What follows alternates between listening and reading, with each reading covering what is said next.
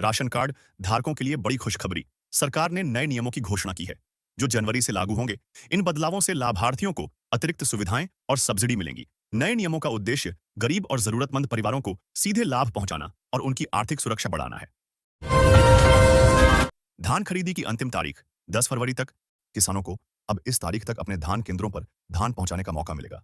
अधिकारियों ने किसानों से समय पर धान जमा करने और गुणवत्ता सुनिश्चित करने का आग्रह किया है। इससे खरीदी प्रक्रिया में आसानी और संतुलन बना रहेगा। छत्तीसगढ़ स्वच्छता सर्वेक्षण में सरकारी संस्थानों को कड़ा संदेश दिया गया है। पान गुटखा के दाग धब्बे मिलने पर उनके नंबर काटे जाएंगे और रैंकिंग खराब होगी। अधिकारियों ने साफ किया है कि स्वच्छता बनाए रखना अनिवार्य है। इससे संस्थानों में सफाई और अनुशासन बढ़ाने की चेतावनी भी जुड़ी हुई है। विष्णुदेव साय सरकार वित्तीय अनुशासन के माध्यम से विकास की नई इबारत लिख रही है। छत्तीसगढ़ के राजस्व में सतत वृद्धि दर्ज की गई है। सरकार की योजनाओं और प्रभावी प्रबंधन से प्रदेश में निवेश, रोजगार और आर्थिक स्थिरता बढ़ रही है, जिससे जनता को सीधे लाभ मिल रहा है। बस्तर के गांव-गांव में अब मोबाइल नेटवर्क पहुंचाने की तैयारी शुरू हो गई है। छत्तीसगढ़ सरकार ने इसके लिए केंद्र से 5,000 टावर लगाने की मांग की है। योजना के लागू होने से ग्रामीण क्षेत्रों में कनेक्टिविटी बढ़ेगी और डिजिटल सेवाओं का लाभ आम जनता तक पहुंच सकेगा। हाईकोर्ट में पीआईएल दायर करने की फीस अब बढ़कर 15,000 रुपए कर दी गई है। यह राशि पहले से 3 गुना अधिक है। कोरबा डीएमएफ घोटाले से जुड़े मामलों में फीस कम करने की याचिका को कोर्ट ने खारिज कर दिया है। फैसले से भविष्य में पीआईएल दाखिल करने वाले लोगों पर वित्तीय बोझ बढ़ गया है। बिजली कंपनी ने बकाया वसूली के लिए छत्तीसगढ़ में अभियान चलाया। इस दौरान 269 बकायादारों से 48,39,000 रुपए वसूले गए। समझाइश के बावजूद भुगतान नहीं करने वाले 373 उपभोक्ताओं के बिजली कनेक्शन काटे गए। छत्तीसगढ़ में प्रदेश का पहला सरकारी अस्पताल बन गया है, जहां नया सेंटर खुला है। इसमें विशेषज्ञ डॉक्टर की नियुक्ति की गई है। अस्पताल में मरीजों को बेहतर स्वास्थ्य सेवाएं उपलब्ध कराई जाएंगी। अधिकारियों ने कहा कि यह कदम स्वास्थ्य सुविधाओं को सुधारने और जनता को उच्च स्तरीय इलाज उपलब्ध कराने के उद्देश्य से उठाया गया। छत्तीसगढ़ में एएसपी ने सड़क सुरक्षा को लेकर हेलमेट वितरण अभियान चलाया। उन्होंने आम जनता और युवाओं से यातायात नियमों का पालन करने और हेलमेट पहनने की अपील की। इस मौके पर जागरूकता कार्यक्रम भी आयोजित किया गया। पुलिस का कहना है कि सड़क दुर्घटनाओं को कम करने के लिए यह कदम अहम है। छत्तीसगढ़ में राशन वितरण प्रणाली को पारदर्शी और प्रभावी बनाने के लिए सरकार ने सख्त कार्रवाई शुरू की है। अनियमितता पाए जाने पर संबंधित अधिकारियों और राशन दुकानदारों पर कार्रवाई की जाएगी। इसका उद्देश्य पात्र हितग्राहियों तक समय पर राशन पहुंचाना है। छत्तीसगढ़ के 53 नगरीय निकायों में अब ऑनलाइन प्रॉपर्टी टैक्स जमा करने की सुविधा उपलब्ध कराई गई है। इससे नागरिकों को घर बैठे ही भुगतान करने और रसीद प्राप्त करने की सुविधा मिलेगी। प्रशासन ने डिजिटल भुगतान को बढ़ावा देने और प्रक्रिया को आसान बनाने का दावा किया है। कोनी में अवैध प्लाटिंग को लेकर प्रशासन ने कड़ा कदम उठाया। बुलडोजर से अवैध निर्माणों को ध्वस्त किया गया। अधिकारियों ने कहा कि नियमों का उल्लंघन बर्दाश्त नहीं किया जाएगा। कार्रवाई 3 से क्षेत्र में कानूनी चेतावनी भी दी गई है और भविष्य में ऐसी गतिविधियों पर निगरानी बढ़ाई जाएगी। गोंडवाना एक्सप्रेस में अतिरिक्त 3 ऐसी कोच लगने जा रहा है। इसके चलते यात्रियों को कंफर्म बर्थ की सुविधा मिलेगी। नया कोच 5 और 7 जनवरी को सेवा में शामिल होगा। रेलवे अधिकारियों का कहना है कि बढ़ती मांग को देखते हुए यह कदम उठाया गया है, ताकि यात्रियों की यात्रा आरामदायक और सुविधाजनक हो सके। छत्तीसगढ़ में हैरान कर देने वाली घटना सामने आई है। 22 साल के बेटे को उसके पिता ने अपने ही हाथ से गोली मार दी। पुलिस ने मामला दर्ज कर जांच शुरू कर दी है। घटना की वजह और परिस्थितियों का पता लगाने के लिए अधिकारियों ने परिवार के सदस्यों से पूछताछ शुरू कर दी है। नशे की हालत में स्कूल पहुंचने का एक शिक्षक का वीडियो सामने आया है। वीडियो में शिक्षक स्कूल परिसर में अजीब हरकतें करते और उठक बैठक लगाते नजर आ रहा है। घटना के बाद शिक्षा विभाग में हड़कंप मच गया। मामले की जांच के आदेश दिए गए हैं और शिक्षक पर कार्रवाई की तैयारी की जा रही है। गरियाबंद की ममता ने राष्ट्रीय आजीविका मिशन से जुड़कर अपना व्यवसाय शुरू किया। मेहनत और लगन के दम पर उन्होंने सफलता हासिल की और अब लाखपति बन गई है। उनका यह कदम स्थानीय महिलाओं के लिए प्रेरणा बन रहा है। ममता की कहानी स्वरोजगार और महिला सशक्तिकरण का उदाहरण मानी जा रही है। छत्तीसगढ़ में सुरक्षा बलों को बड़ी सफलता मिली है। अलग अलग मुठभेड़ों में 14 नक्सली मारे गए। वहीं इनामी नक्सली देवा ने 20 नक्सलियों के साथ आत्मसमर्पण किया है। सुरक्षा बलों की कार्रवाई से नक्सली संगठन को बड़ा झटका लगा है। इलाके में सर्च ऑपरेशन जारी है। बिलासपुर के एक पीएम श्री स्कूल में आवारा कुत्ते ने छात्र पर हमला कर दिया। बच्चे को बचाने दौड़ी। शिक्षिका भी कुत्ते के हमले में घायल हो गई। घटना से स्कूल में अफरा तफरी मच गई। बताया गया है कि अब तक कुत्ते के हमले में 10 लोग घायल हो चुके हैं। प्रशासन से कार्रवाई की मांग की जा रही है। छत्तीसगढ़ में बिजली महंगी होने की संभावना है। पावर कंपनी ने 6,000 करोड़ रुपए के घाटे का दावा करते हुए बिजली टैरिफ में 24% बढ़ोतरी का प्रस्ताव दिया है। कंपनी का कहना है कि बढ़ती लागत के चलते यह कदम जरूरी है। प्रस्ताव पर नियामक आयोग में सुनवाई होनी है। नशा मुक्ति केंद्र से ही नशे की सामग्री मिलने का मामला सामने आया है। आरोप है कि इलाज के लिए भर्ती मरीजों को केंद्र के भीतर ही नशीले पदार्थ उपलब्ध कराए जा रहे थे। शिकायत के बाद प्रशासन हरकत में आया है। मामले की जांच शुरू कर दी गई है और दोषियों पर सख्त कार्रवाई की बात कही जा रही है। मौसम विभाग ने चेतावनी दी है कि कल से ठंड फिर बढ़ेगी। रात का तापमान 3 डिग्री तक 3 तक गिरने की संभावना है। लोग कड़कड़ाती ठंड से बचाव के लिए गर्म कपड़े और चाय गर्म पानी का इस्तेमाल करें। विभाग ने सुबह शाम घर से बाहर निकलते समय सावधानी बरतने की सलाह दी है। छत्तीसगढ़ में इलेक्ट्रिक वाहन तेजी से बढ़ रहे हैं। राज्य में अब तक 1 लाख ई बाइक और 6,000 से अधिक इलेक्ट्रिक कारें हैं। हालांकि चार्जिंग स्टेशन केवल 290 ही हैं, जबकि जरूरत लगभग 5,000 की है। इस कमी के कारण ईवी उपयोगकर्ताओं को परेशानी का सामना करना पड़ रहा है। सरकार को नेटवर्क विस्तार की चुनौती का सामना करना होगा। जशपुर पुलिस ने अपराध नियंत्रण में बड़ी सफलता हासिल की है। पुलिस ने 92% मामलों का निराकरण करते हुए माफियाओं पर शिकंजा कसा है। 62% गंभीर अपराधों में आरोपियों को सजा दिलाई गई, जिनमें 35 दोषियों को उम्र कैद की सजा सुनाई गई है। पुलिस की सक्रियता से जिले में कानून व्यवस्था मजबूत हुई। रायपुर में नशे की हालत में एक ड्राइवर ने हाईवा वाहन दौड़ाकर शहर में हड़कंप मचा दिया। तेज रफ्तार हाईवा से कई वाहन बाल बाल बचे।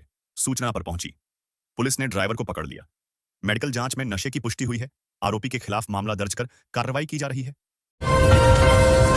ट्रैफिक, स्वास्थ्य, शिक्षा और इंफ्रास्ट्रक्चर में सुधार से रायपुर का भविष्य बदलेगा।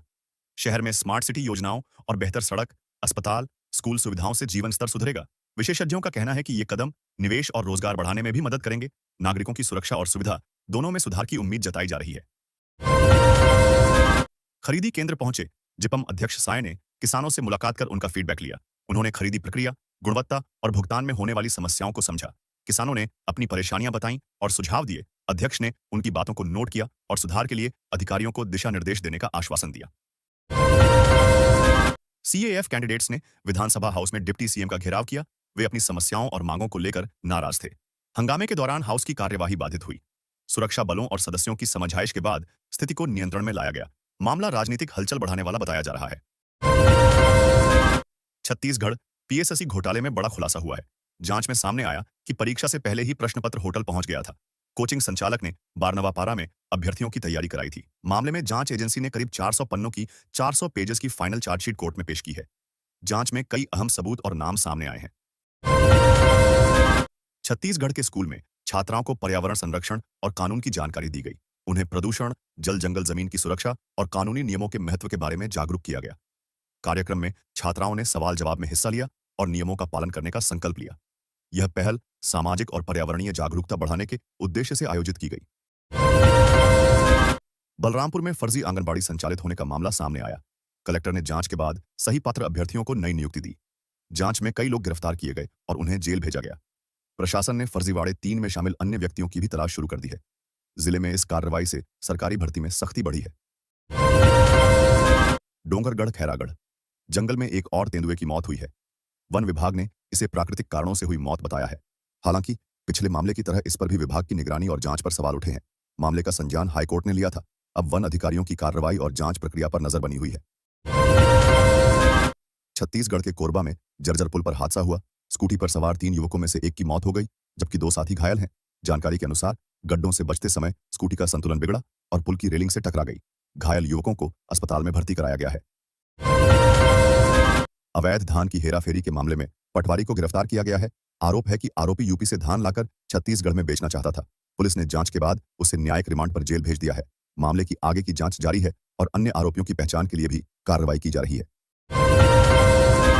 रायगढ़ में महिला पुलिसकर्मी से बदसलूकी का वीडियो सामने आने के बाद ग्रामीणों में तनाव फैल गया है। घटना ने इलाके में चिंता और असुरक्षा की भावना बढ़ा दी है। पुलिस ने मामले की जांच शुरू कर दी है और स्थिति को नियंत्रित करने के लिए सुरक्षा बढ़ाई गई है। प्रशासन ने शांति बनाए रखने की अपील की है। छत्तीसगढ़ के फिंगेश्वर में कृषि महाविद्यालय के स्थल को लेकर विवाद गर्मा गया। स्थानीय लोगों ने 3 दिन तक धरना दिया और 12 घंटे का चक्का जाम किया। हालात बिगड़ने पर आधी रात कलेक्टर और विधायक मौके पर पहुंचे। प्रशासन ने स्थिति को नियंत्रण में करने के लिए बातचीत शुरू की। मामला अभी तनावपूर्ण बना हुआ है। जशपुर में एक किराना व्यवसायी के घर चोरी का मामला सामने आया। पुलिस ने त्वरित कार्रवाई करते हुए आरोपी को गिरफ्तार किया। जांच में चोरी के 26,500 रुपए मूल्य का सामान बरामद किया गया। आरोपी के खिलाफ मामला दर्ज कर न्यायिक कार्रवाई शुरू कर दी गई है। घटना ने इलाके में सुरक्षा पर सवाल खड़े कर दिए हैं। कोयला सर्वे के विरोध में 15 गांवों के लोग एकजुट हो गए हैं। आदिवासी महासम्मेलन में उन्होंने जल, जंगल और जमीन की सुरक्षा की मांग की। ग्रामीणों का कहना है कि सर्वे से उनकी आजीविका और प्राकृतिक संसाधनों को खतरा है। महासम्मेलन में सामूहिक विरोध और जागरूकता अभियान चलाने पर भी चर्चा किया। धमतरी में छेरछेरा पर्व धूमधाम से मनाया गया। बच्चे पारंपरिक पोशाक में घर घर जाकर दान लेकर पारंपरिक गीत गाए। त्योहार में स्थानीय लोगों ने उत्साहपूर्वक भाग लिया और बच्चों का स्वागत किया। यह पर्व सामाजिक सद्भाव और सांस्कृतिक विरासत को जीवित रखने का अवसर बना। छत्तीसगढ़ में कुर्सियों के बीच 5 फीट लंबा कोबरा मिलने से परिवार में दहशत फैल गई। घटना की सूचना पर रेस्क्यू टीम मौके पर पहुंची और सुरक्षित तरीके से सांप को पकड़ लिया। अधिकारियों ने परिवार को सावधानी बरतने और घर में सावधानी रखने की सलाह दी। मामला तेजी से मीडिया में भी सुर्खियां बन गया। छत्तीसगढ़ जैन समाज ने जबलपुर में हुई लाठीचार्ज की निंदा की है। समाज ने पुलिस की कार्रवाई पर सवाल उठाए हैं। विवाद के दौरान 2 पक्षों में मारपीट हुई थी।